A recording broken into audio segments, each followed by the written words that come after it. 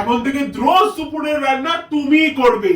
দুধ তেরিকা, একে তো আমার বাড়ি থেকে তাড়ানো যাবে না। বাবা আমি বেরোলাম, আমার আবার অফিসে দেরি হয়ে যাচ্ছে।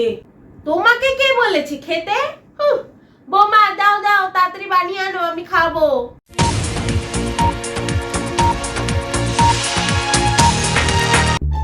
ওমা, বাবা খেতে আসুন। বউ তাড়াতাড়ি খেতে দাও, অফিসে দেরি হয়ে যাচ্ছে।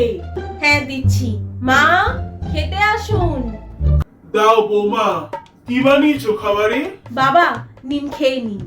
ও yes yes, I have came. বোমা দাও 100 পিস খোলা খোলা লুচি।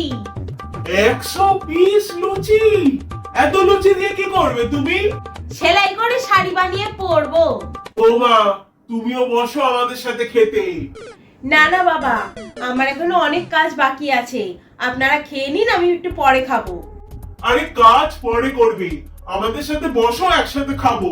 বোমা যাও তো অমলেট বানিয়ে আনো, 20টা ডিমের বানাবে। অমলেট খাবো না।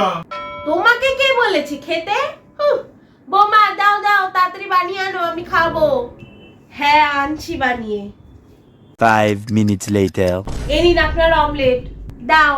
এবার একটু তরমুজ কেটে আনো তো। হ্যাঁ যাচ্ছি। বৌমা বসো তো বসো, তুমি খেতে বসো।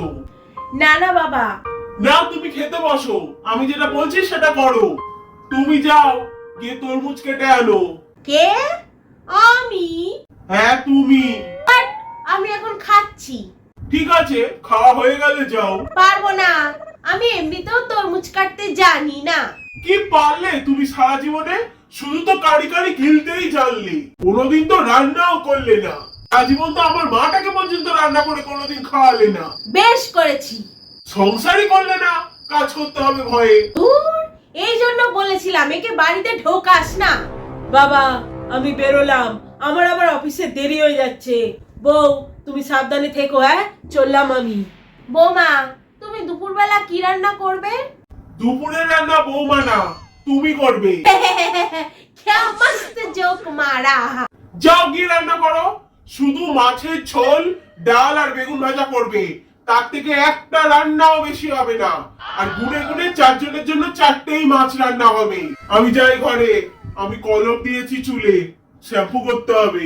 ওই দেখো, যে আমি চুলে কলপ লাগিয়ে চুলটা কালো করেছি, অমনি আমার দেখা দেখি নিজেও কলপ করেছে।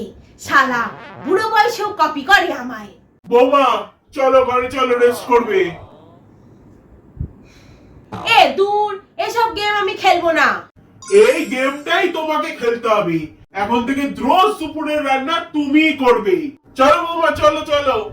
দুধ তেরিকা, একে তো আমার বাড়ি থেকে তাড়ানো যাবে না, যা চিন্তা ভাবনা করে দেখলাম।